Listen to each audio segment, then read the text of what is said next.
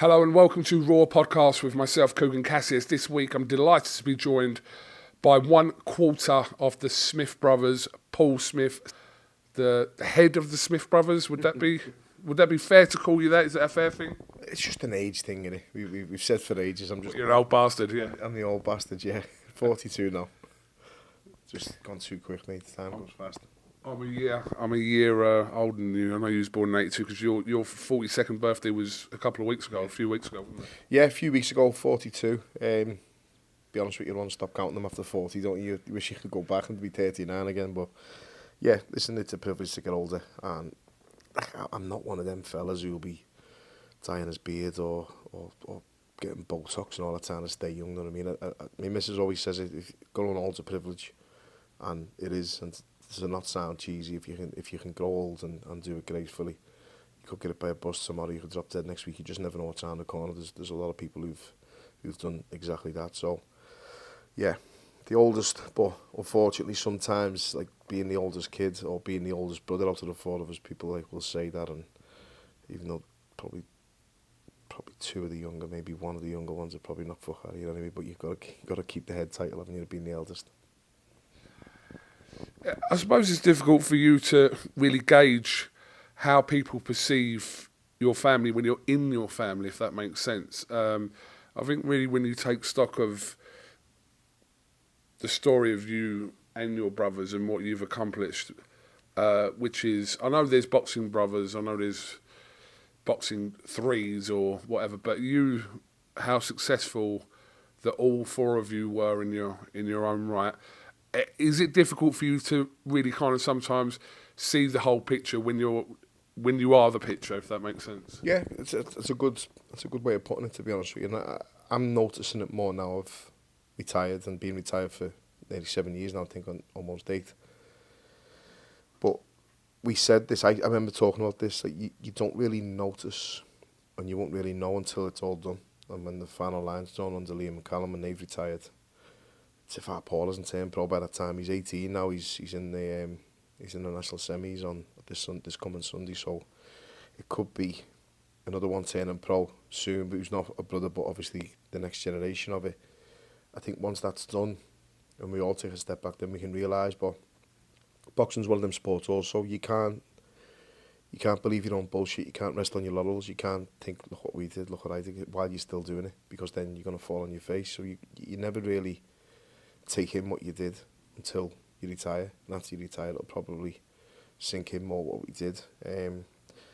I agree with you what you're saying about us. You know, it's been some ride, and there's not many brothers in boxing that have won what we've won. There's others what have been probably arguably more successful, as in only 2 brothers and both win world titles and this and that, but we've had 2 world champions, 2 were quite close to winning, the other 2 were quite close to winning world titles.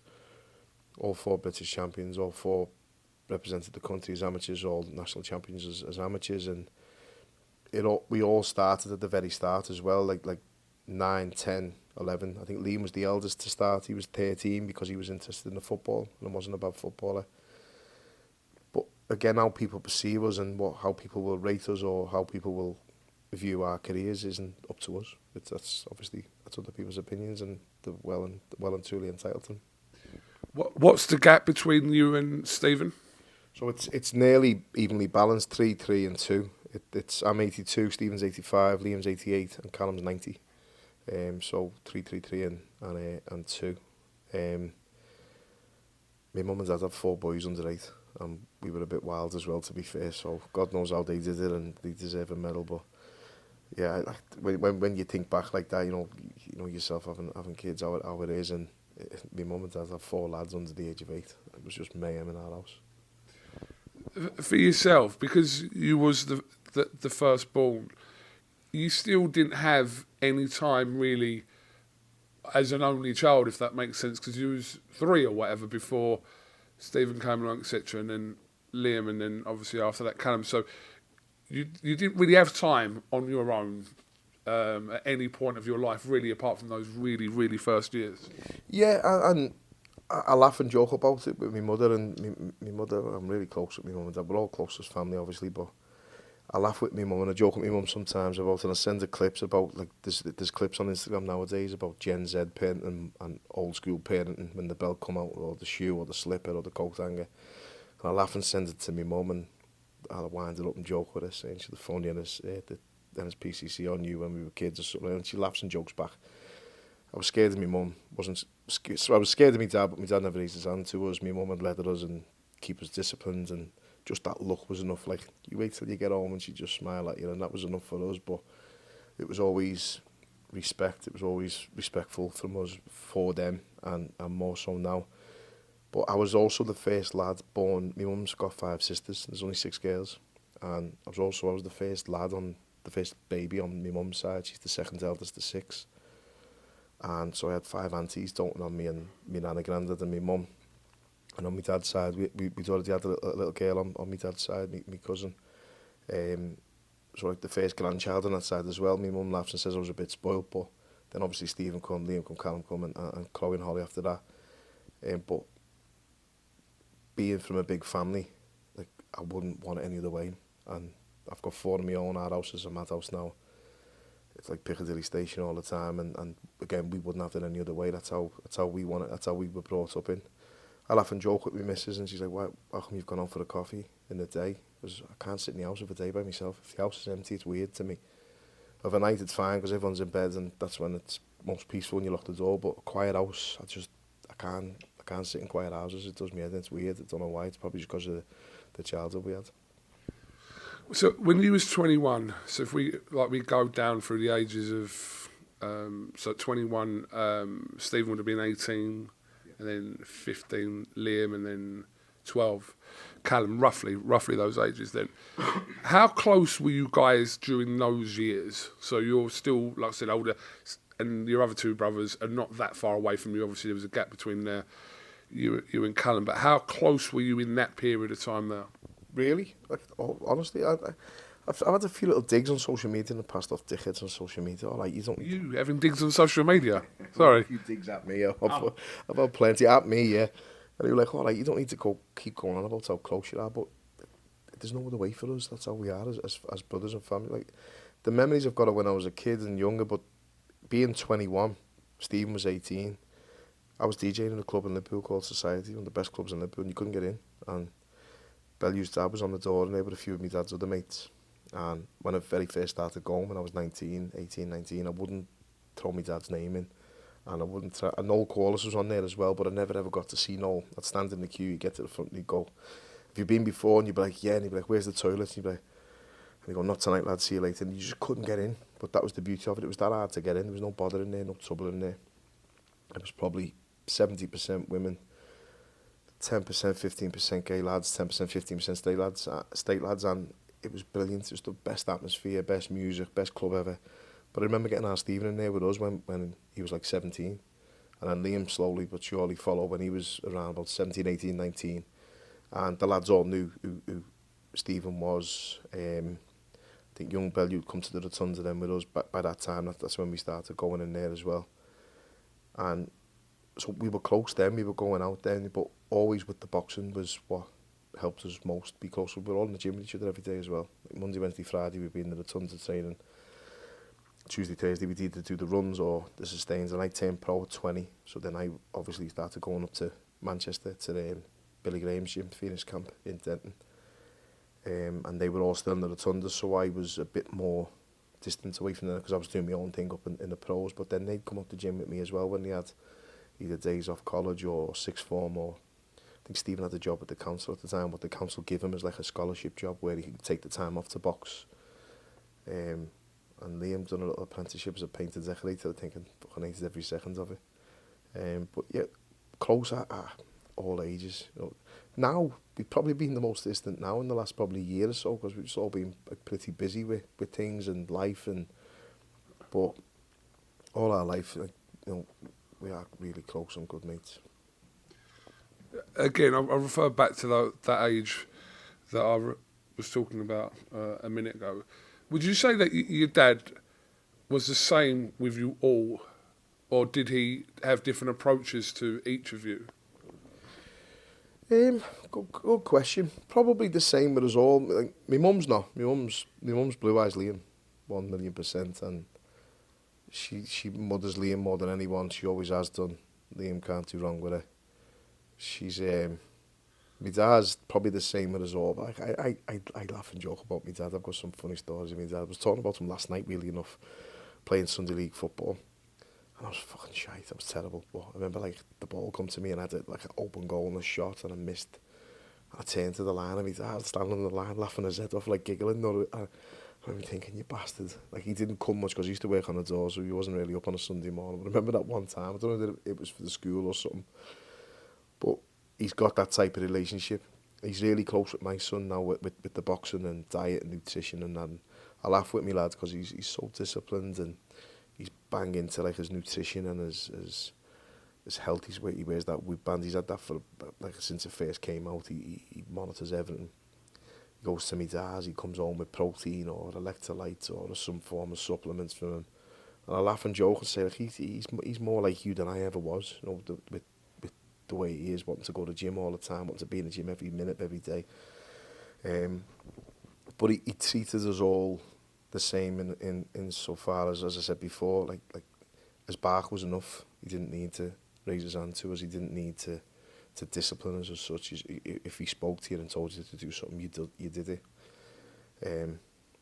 But he treated us all the same. It's a bit different now, obviously, because we're all grown men and we are different people as well. You know, people always just assume we're all the same. Like some of us couldn't be more different. You know, we're not all just a mould of each other as such.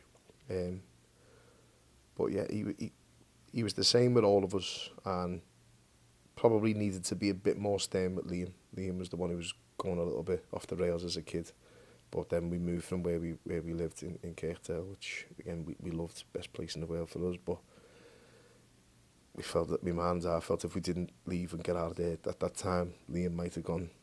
Stephen caught him with a ciggy in his mouth, brought him just about to smoke a ciggy, and grabbed him by his neck, brought him home, said, if you caught this little bastard trying to smoke. Stephen must have only been 11, so Liam's probably 8.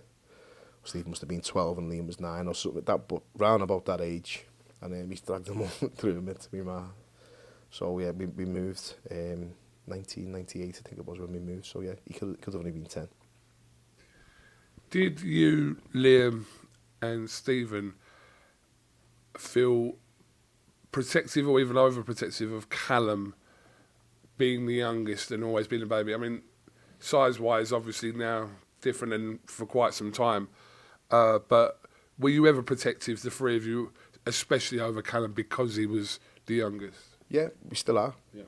What you have to understand with Callum as well is if we go for food, you'll order your food, I'll order mine, Callum will go, I'll have the same. He doesn't make decisions for himself. He's just placid, and we laugh when his wife Kim, she's lovely. She's our sister. She's part of the family. She's great.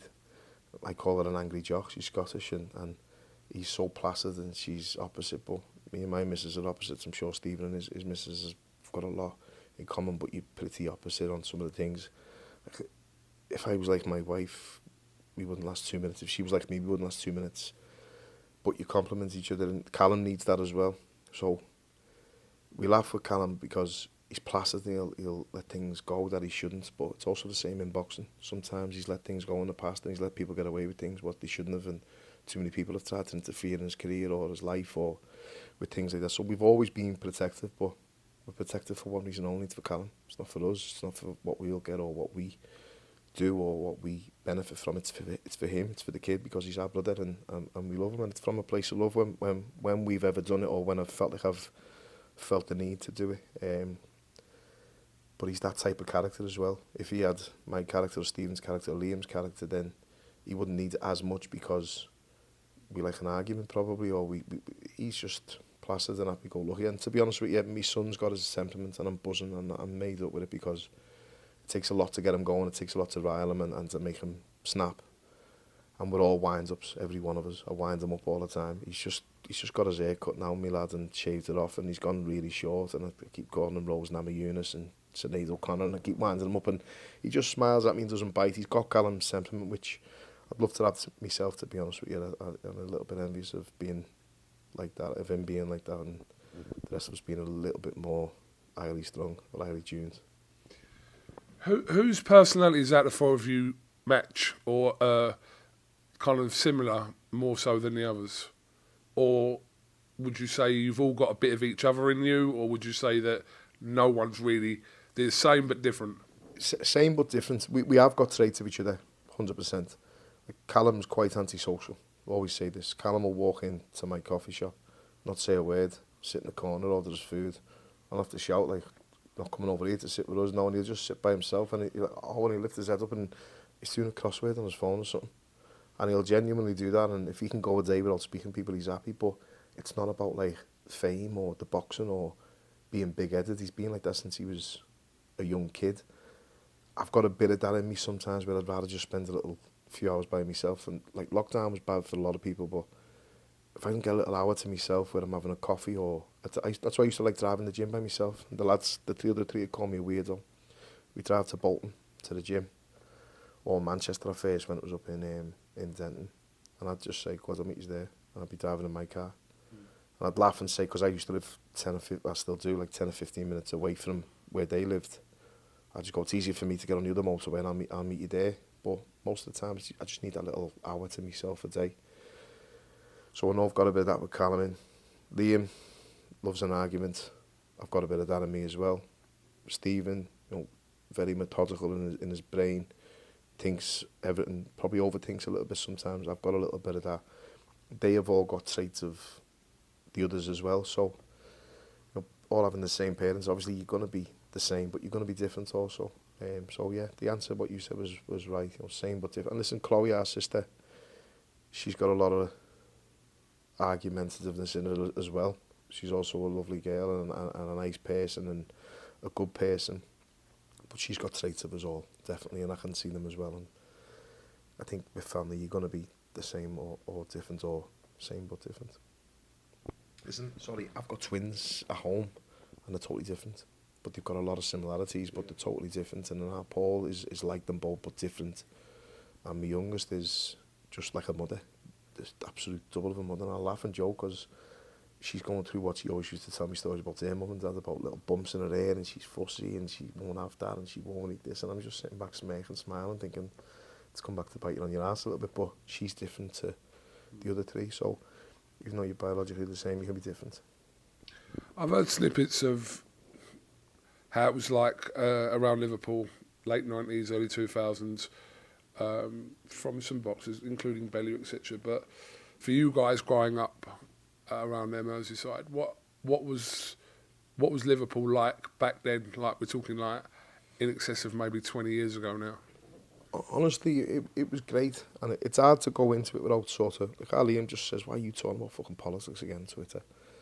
It's hard to go into things without going back to the root causes of things with politics or what was going on at the time. But like Kirkdale, where we're from, I've said this loads of times, I love the place, we loved it. Our upbringing was brilliant. It was rough, but it was ours, and put it this way, we didn't have to lock our door in Kirkdale. Then we moved to Aintree, and we got burgled in Aintree. Someone actually was stupid enough to go in our house while my dad, Liam and Callum were in bed upstairs. They mustn't have known, obviously, that it was them. But we never got burgled in Kirkdale. We never had to lock the door, and everyone helped each other. People used to knock for a pint of milk. My mum would send me next door for a pint. It was probably, again, when I was a bit younger, showing my age. Like, there was no real, like, shops open past 5 or 6 o'clock. Someone had knocked to borrow £2.50 till the Friday when they got paid, and then Friday they'd knock back with it. Just little things like that. Community spirit and community people.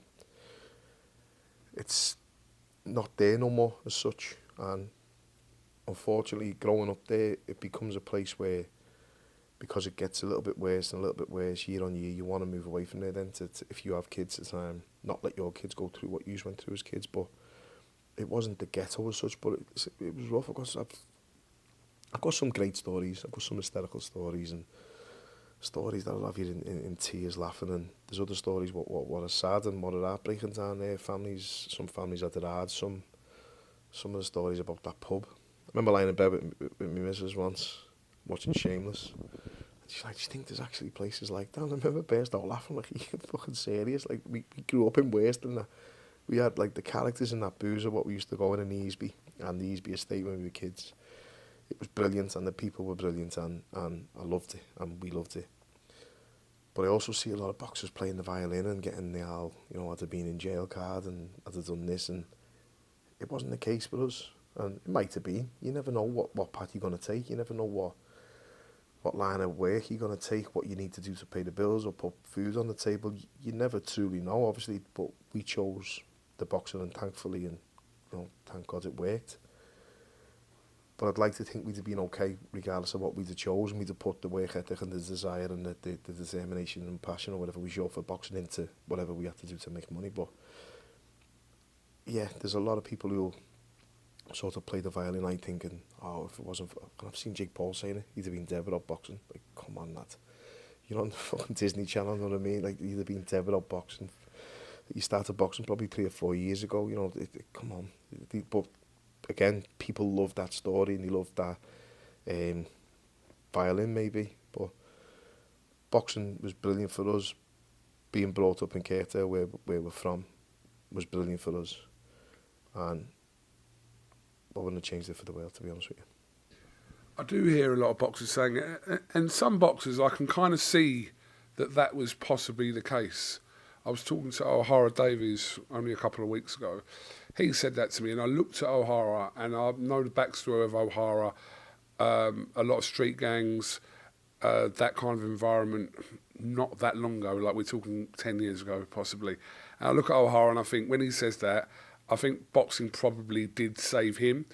But there are a few stories, but I do get that as well, that it gets chucked about and used a little bit as a, There is some genuine cases, as you're saying, like O'Hara Davis. Like, you watch some TV shows, some of the telly shows and some of the series that are out there, and it's real life, and it's based on real life, and you can tell just by looking at it that's genuine, that, like, Gomorrah, love Gomorrah. But that's happening in Naples, in Napoli, like, that type of stuff happens all the time. There's stuff like British ones and Irish ones and good series is what you see where you think that's probably genuine, that's probably how it is. And I'm saying probably because thankfully I'm not involved with it, but we'll all know people who were involved with it, or we'll all know I went to school with him and he ended up in jail for this or that. But you weren't involved in it either, so you don't have to go on about it as much. But there's genuine lads, as you say, O'Hara Davis. I've always said with him, he's very misunderstood. Every time I've seen him, I've always, to be honest with you, I've always spoke to him. He'd come over to me and had a chat with me last time I seen him. I think we were in Dubai at one of the shows, and you look at people like him and you think, like, probably did save you, as you say. There's been a few other examples of it where boxing has definitely saved him and has stopped him from going down a really bad road. Michael Gomez, I used to use him as an example years ago. He was round the bend, like, lost the plot, and come in the gym, and I was sparring him for the Alex Arthur fight. Billy Graham had me sparring him for the Alex Arthur fight just to get me jab out, because Alex Arthur had a great jab, and he walked right onto a big stiff jab, and he went back on his heels and sat on his ass. He jumped up and said, dropping me in front of my wife and kids, you scouse bastard, and just went for me, like proper going for me. And he used to tell me the story, like, born in the back of a car, had nothing going for him, couldn't read or write, couldn't spell, but boxing saved him. And there's lads boxing now and doing really well. There's lads, a lovely kid. I love Gomez, he's a really nice fella, and boxing, he would have been in a bad place if it wasn't for boxing. He still ended up in a bad place, and thankfully he's okay and he's coming through it. But imagine if he'd never had boxing. Like, people like him, it's genuine. But you see some others and you think, like, it's a story, and it's a story that you probably like telling to people to create more drama about yourself. But boxing is one of them sports, and it saved many big stars out there. You can name them and they'll have a story, a backstory about it. I think I know what you're going to say to this, but if there was one in your family this applied to, I'm assuming from your previous comments that if it was to apply to someone we're talking about, it would have been Liam? Possibly, but I'd like to think that the family around him, yeah. he certainly wouldn't have ended up bad. He'd have ended up probably with a few quid, and he'd have always ended up okay, always, because he'll always look after himself, he'll always have people around him doing that. But little things like, as you say, you see people who went off the rails, and it's the small little things that happened when they were kids, from starting to smoke, starting to get involved with their own gangs, starting to get involved with this, starting to get involved with that, starting to take drugs, starting to do this. We're not drug takers, you know what I mean? And it's because of boxing. And I've never had a line of coke in my life, I never will. It's not for me. I used to get offended when I was younger, going out when you said like 19, 20, and you go, do you want one of these? And I'd be like, hang on, you cheeky, like, now you get offended if you don't get offered it. I'm like, no more, like, thanks mate, I've got it. They're like, you sure? I'm like, yeah, not for me, mate, see you later. But that, just try it once. That's easy if you're not boxing, if you haven't got a career, or if you haven't got something that you're putting your passion in when you're a young lad. And you see so many people. Listen, I've seen some great boxers in the past, some great boxers in the Rotunda, some great boxers in other clubs around the city and around the country, some great boxers around the country as amateurs or young pros, and they didn't make it for one reason, only because of drugs. Because they got involved in it, they started taking it early or taking other stuff early. Before you know it, the career dwindled, or they didn't turn pro, or they didn't do this. That's because of trying things. And we've been around that all our life, and it's the norm to probably take it in some of the circles and places that we are. But we've always had good people around us and good family and good friends, and thankfully, as I say, you know, it's no guarantee that Liam might have gone down that road, but he was looking like the one as a kid before we moved. And I say that tongue in cheek, I'm not putting him down saying that, because it could have been any one of us as such. But again, back to our mum and dad and their mums and dads, and my aunties and uncles and the people around us that you brought up well. And it's not just your parents who bring you up, although they did an unbelievable job with us, and I thank them for it all the time. But it's everyone around you that brings you up as well. The gym brought us up. I FaceTimed my lad before, and my old coach Paul Walmsley come on and went, "Are you fucking eating again?" And I was, and he's laughing and joking, and we owe them a lot. Jimmy Albertina, Paul Walmsley, John Doolan, John Wiggle, Duke, John Wall, all the lads in the gym, Mick McAllister, who trained us when we were younger. And the gyms are great for that, and we've seen a lot recently about gyms with MPs getting involved now with getting kids into boxing, and you're surrounded by good positive male role models and females now in the gym, coaches who will look out for you. And again, I've seen some sports with all scandal coming out about kids being groped. You don't see it in boxing. It's not. I'm not saying it's not there. I hope it's not there, but it certainly wasn't in our gym. And some of the jokes and some of the things the coaches used to say to you were comical. And I'd go home and laugh with my dad, and he'd laugh about it. He'd go like, just stories in the showers, stories in the gym about putting your gloves on and things like that. Like, some of the stuff you can't say because it sounds a bit weird, but there's never anything ever untoward about it. And it was the safest place in the world for us when you go in there. So although you're growing up in a bit of a rough area, and there can be other people coming to the area from other areas that might be rough, or gangs, or whatever you want to call it, then boxing gyms are safe spaces and safe places, and you feel safe when you're in there, and you feel part of a team when you're in there, and you gain new mates who do more for you than probably the mates that you think you've got. And that's been our sort of core group of friends from the gym. It still is, like, on the phone, that Rotunda group chat. It's just hysterical, it's comedy, but if you need anything, you put it in there, you get it. If you need help, you get it. If you need advice, you get it. If you need something doing in the house, you get it. Whatever it is, you just go in the group chat and it's sorted. In your later years, have you ever had a fight? No, wait, listen, we have arguments. We used to play Call of Duty on the computer, all in different houses, and it keep us in. And you can't go out, you can't eat, you're all in camp, you're all training. And again, back to me missus, she'd be like, "Can you keep the fucking noise down upstairs?" And I'm like, "Liam, you prick," and shouting, and holding her head, "Shut up, Paul, you fat bastard, why'd you do that?" Like, it's the four of us, grown men on Call of Duty. And one of the lad cracker in the gym, he'd be like, "You gang of virgins, he's really playing Call of Duty." And we'd be like, "Oh, it was boss." And he'd be like, "Who won last night?" It'd be like, me and Callum, or me and Stephen beat them two. And they'd be laughing, and they'd be like, "He's a cheating bastard." And it sounds sad, obviously, but you know, it's what sort of keeps us in.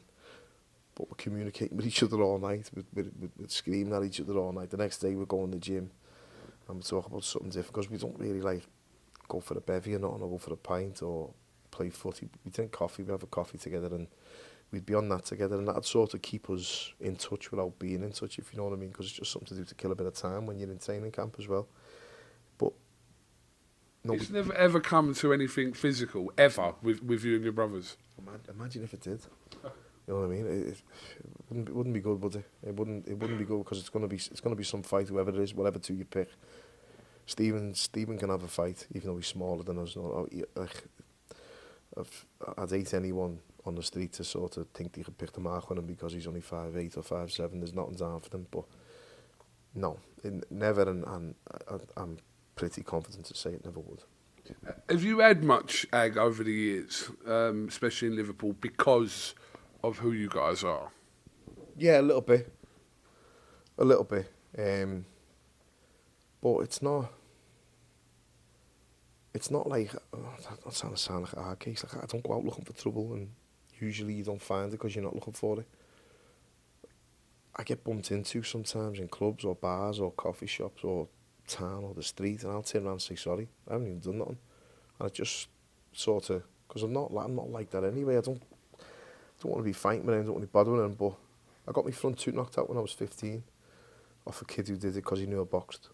I think his mate was winding him up saying that he couldn't beat me in a fight or something. I just got back from boxing for England, and I wanted to go straight to Burns' chippy, best chippy that you've ever had in your life, and I was just craving that when I was away. And I got there and I finally got my chips, and I'm standing outside eating my chips, and he just came and said, "Hey, you Paul Smith, aren't you?"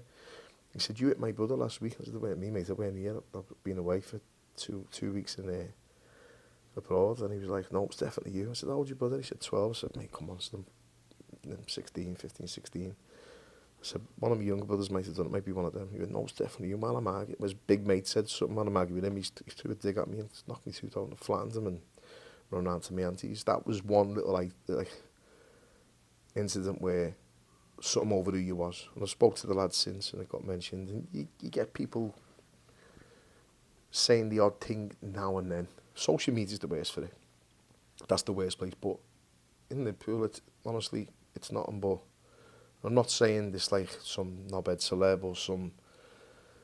Me twins hate it if anyone ever stops me and asks me for a picture or says hello to me, or they can't. They like, "You make me sick," and run away and like turn their heads and buzz off me and try and wind me up. But it's always positive. Or nine times out of 10, it's positive, and it's all right, lads. How are you? And I let on and like, this, "Who's that?" And I'm like, "I'm not sure, to be honest with you, but it's just being nice, saying hello. You know, just a nice fella being all right." Because Liverpool's like that. There's a lot more good than bad, but there is a few of them. Yeah, you do get them. Your social media account over the years has never really matched how you actually are, because how you are now is how I know you, and this is Paul Smith. But on social media, and you'd be probably the first to admit that you are quite expressive and you are quite argumentative, and you bite a lot as well. I don't know whether you do it as much anymore, but what's that, a release for you sometimes? I think it used to be. You know what it is. Me in person, you know me. You know me when there's cameras off, and you know when I'm speaking to you when the camera's off. It's exactly the same as what I am now, and I'm like that all the time. And there's a lot of people, especially in boxing, who aren't like that. The camera goes on to a different person, the character, and they're playing a character. And if my ma's watching this, she knows it's me. If my son or my nan or my granddad or anyone who's watching this, they'll know. That's what I used to say anyway. Sorry, my nan. I'd say, like, if anyone's watching this, then they know it's me and not an act. But with social media, you're on there, you say one thing and you get a reply of someone, and it'll be a load of bollocks, a lie, something that he thinks right. So you'll go back and reply, and then they'll start, and then you engage them. Sometimes it was a little release every now and then. I'll go on now. I don't do it no more now. I don't really bite no more now. But it used to baffle me because it was my fault. It was totally my fault. My attitude on there is I wouldn't say nothing to someone that I wouldn't say to the face. So therefore on there I'm not going to be a prick. But when someone's saying it back to you, I go again, they come back, I go again. Because you wouldn't say this in person, because people aren't like that. I'm not gonna walk over to someone in a booze and say, "Put the fucking head on you, mate, you need to go to Turkey" or something. But it comes after about 3 or 4 insults on there that I'll say, and I would say it in person if that was the case. But someone's not going to come over to you in the pub and say, or at a coffee shop or a restaurant, and say, "You're fucking shit, your brother's well better than you, or you're a fat bastard, you failed weight once." You know, that, like, it doesn't happen. And again, Mike Tyson saying, like, got people too comfortable. That's where that site, Twitter especially, is like that. And I've learnt my lesson over the years, but to be honest with you, I like debating boxing sometimes. My problem is, you think you're debating boxing with people who know boxing, and 9 times out of 10 they don't, but they think they do, and they proclaim they do, and they profess they do, and they'll shout on there that they do, and they try and ram it down your throat, but they're just, part-time social keyboard warriors, whatever you want to call them, and I've learnt my lesson, and I don't get involved in it no more as much as I used to, anyway, put it that way. The block list is big, and I saw something recently. When's the last time you blocked someone? I don't know, probably about a week ago or so. There's over 5,000 on there, easy blocked, but it used to just be my way of dealing with negativity. It's like, why the fuck would I want to come on and listen to you talking shite when I don't know you? You're nothing to me. I'm nothing to you, and you're nothing to me. You don't pay me bills. I'm not going to ever bump into you probably, and if I do, you probably wouldn't come over and give me the abuse the same way I wouldn't probably argue with you in the street. So why am I wasting my time arguing with some faceless username on social media? So I just block it. And to be honest, it was when I got the ward fight and like all kinds of, how has he got this fight? Why has he got this fight? Or why is he taking this fight? I just think I don't need that. I'm going into camp to start. I'm already behind the black ball or the 8 ball, and I'm already like chasing, and I don't need to listen to him or him. Some of them were reputable people. Some of them were like reporters. I just think, can't be asked to listen to you, block you. That was my way of sort of dealing with it, and it was sort of some of that and some of that, because I think I don't need to listen to that negativity, but everyone's got an opinion. That's the thing with social media. Everyone's got an opinion, and sometimes, even if you want it or not, you're going to get it off them. And that's what's unfortunate. And I just think, if you don't want to listen to what I've got to say, just don't follow me. If I come on your profile, just mute me, and you don't need to read what I say. There's a few people I've got muted who are in the industry who just, I think, talk out their arse. So I don't mind them, but I just mute them. I'm not on person. I could whisper at least one tear. You probably could. Tell me if I'm wrong, right? You probably could. I don't even follow him. No, I wouldn't even follow him. That's what I mean. Like, I don't follow him. I've got no reason to follow him. I say this a few times. Like, I don't know him.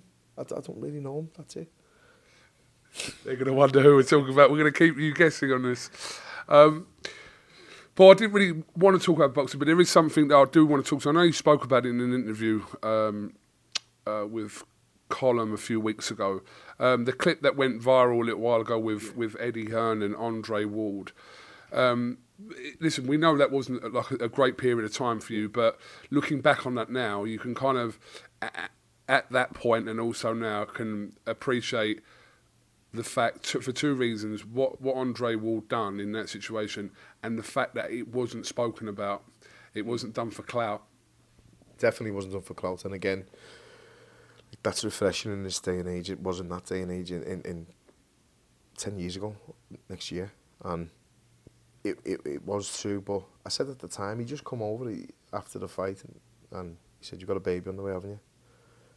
What I said on that interview was true. I just thought, you know what, he said, "I got paid well for this, Paul." He said, you're a family man, you're a good man. And I've always kept in touch with him since, and he doesn't keep in touch with fighters. I'm not trying to say that like a fanboy or not, I keep in touch with him, but he's a good fella, and he knew we were, and all that team, not just him, I mean like the Rock Nation team and the team that would involve with BT who staged the fight and that. I'd like to think everywhere we've been, I still keep in touch with a few people from the Contender. That's none of the boxers really. I message Jaden Codrington now and then on Instagram. He's a nice lad, and the main people I keep in touch with are the people who worked on the show, the exec producer, a couple of the cameramen, and when I go to LA, I go and see them. I can stay in the exec producer's garage, what he's got on his house, and it's converted into a guest house, and it's a belter. It's a good little place to stay. He's a lovely fella. I like his family. He's just a nice man. But I was keeping in touch with them type of people, because they're sort of my type of people, our type of people, normal people. But all they said at the time was the way you've behaved and the way your family have been, because my dad was there with Janine and Paul, my little lad, when he was only like 10 months old. They were like, your family have been great, you've been great, there's the Everlast tailors, go in there, you got 20 minutes, go and fill whatever bags you want with all the gear and all that. Like little daft things like that. They let us stay for next 2 weeks, we could go to Disneyland and all that, just because of how we were as people. The four of us well, my dad well, my family well, what we're like as people, and it's genuine, and that always goes a long way, whether you know it or not. And again, that was a little bit of a reason why we were respectful all week. Like, you seen the clip of Canelo with Liam. getting out the car and going straight over to Lee and giving. That's because it's always respect. You know, we'll argue, we'll fight our own corner. I'll stand up to anyone and shout and give it back to them, and I'll fight with anyone, but it's always from a place of respect. It's never really personal as such. And we've had them personal fights. We've had the local derbies, and it gets a bit personal sometimes, and we're fine doing that, but as a whole, as a family, we're respectful, and as a result it comes back, and I think that was because of that. He said to me, look, you're a good guy, you know, you're a family man, and that's what we are really, and that's what I am. So that's why that happened, and he knew I didn't do it intentionally. You know, I'd like to think I was clever. I wish I was clever enough to do it intentionally. It was just one of them things. I got it completely wrong, and that's it. And I've lived with that, and I still live with that, but I'm over it now. It took a long time to get over it, like, but I'm over it. When you said at the start about you can only really take stock when all you boys have retired, but when that day comes, obviously halfway there, but when that day comes, how would you like to be remembered, not just for yourself, but the four of you in what you've done? How would you like that to be left? Good question. It's hard to say it without sounding big-headed or without sounding like you're bragging, and again, I hate that. Fucking legends, mate. Yeah, I can't stand the amount of egos in life, not just boxing, but I don't think it'll be done again. You're not going to get 4 boxers that'll be stupid enough or mad enough to box. You won't get 4 boxers who'll reach the levels that we did as such. I've fought Ward, them two, Liam McCallum, fought Canelo, Stephen fought Pedraza and Sousa for the world title, all topped the bill in the States. We've all fought for world titles, all won the British title, me and Stephen twice. Again, probably my fault because I lost it. Stephen moved up in weight and won it. I turned pro thinking if I can win a British title, I'll be delighted. And then you want to win a world title because they're your ambitions. You got to aim high, and we did aim high, but we actually did it. Like it's unheard of. That British title story, what Liam always tells and what I tell about Tommy Coyle and Luke Campbell being the first British champion from Holland. We had 4 at the time in our house, and like that little, we say it with like a little, not a smirk as such because it sounds a bit cocky, but you know, we were buzzing with what we did, and I'm buzzing with what we did. The lads have still got a bit more in the tank to do it, and fingers crossed they can get another world title fight each because they're not done just yet, but they're coming to the end, so it is starting to dawn a little bit. Being honest with you, without getting emotional, I'll be sad. It'll be emotional when it's all done and when it's no more, because it's been.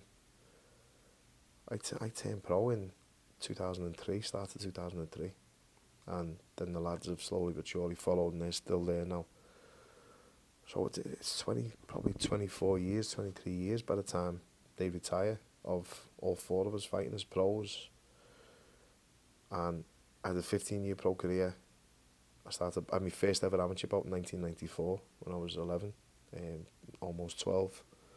But as I say, my lad's boxing now. Stephen's little lad, Frankie's in the gym. He's got a bit of talent. He moves like his dad, and he's showing a bit of skill, but he's a brilliant little footballer. And Stephen's going to be a top trainer. He's got a brilliant brain on him, and he'll be a manager as well, the same way I'm a manager, and I think I'll end up being a trainer, or I'll end up training a couple of fighters, depending on who the fighter is. But got a lot to offer in a game where there's so many people bluffing it and trying to offer things when they just haven't got them to offer. You know, there's so we've spoken about that before, but to be remembered, it's how you want to be remembered as a person, how you want to be remembered as a fighter. However people want to remember me as a fighter or the lads as fighters, then by all means go for it, but the results speak for themselves. You know, what we did and what we've won. I've seen good fighters come through the ranks and they've not won a British title and retired. And people say, oh, he's British level, or there's a British title, and that was it. As if like it's something that's just easy or expected when you see good kids turning pro, Olympians turning pro, and they don't win one. But the lads to win world titles and defend them and to top the bill against people like Canelo, and to fight these big names in Vegas and Texas and places like that, you know, it's something that we'd have only probably dreamed of, I think, when we were kids, when we were 4 kids in my ma's living room knocking shite out of each other with gloves and tea towels and breaking ornaments and that. And I don't mean to be cheesy saying that, but that's literally what it was. And I'm getting older now, and I can look back with fondness, and I hope the other 3 lads can when they retire as well. Okay, we'll play a quick game before we finish. Right, so you're going to name one of yous, but you can't really think about it, so it's going to be has to be really quick. Okay. Right, so it'll be the most, yeah? Yeah. Right. The funniest. You're taking 5 Can I say myself? Yeah, absolutely. Me. The most aggressive. Liam. The coldest. Callum. Most likely to get into a fight on a night out. Liam. The most sensitive. Stephen. The most misunderstood. Me. The most short-tempered. Liam. The most caring. Stephen. The biggest ego. Liam. Who's got the most money? Callum. Who's got the worst taste in music? Liam. Who's the best dressed? Callum. And who's the worst dressed? These all say me. Who's the best fighter out of the lot of you? The best fighter. I'll say Callum.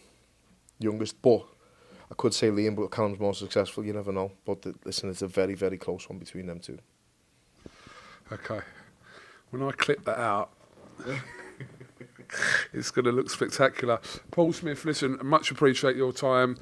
Like I said, it will. I think it'll be weird for everyone in boxing when we talk about that day. Hopefully, there's still a few more years to run on this with your brothers Callum and Liam. But I think it'd be weird. I think it will be weird for people in boxing. No more so weird for your family. But yeah, and then one day you can take stock of everything, like you said, whenever that day comes. But then by then you'll have a new generation of all your kids coming through and new problems. And in years to come, I think it will be weird for people in boxing who've followed your family and people in Britain and wherever else. When that day comes, hopefully it'll be a few more years before Callum and Liam are out the game as well. But yeah, when that day comes, you can all take stock of it. So Paul, listen, much appreciate your time, and yeah, even though I've known you for a long time, I've still learnt a few things off this here today. So thank you.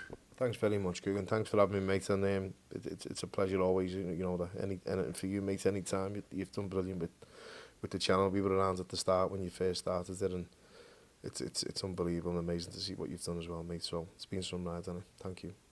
Much appreciated.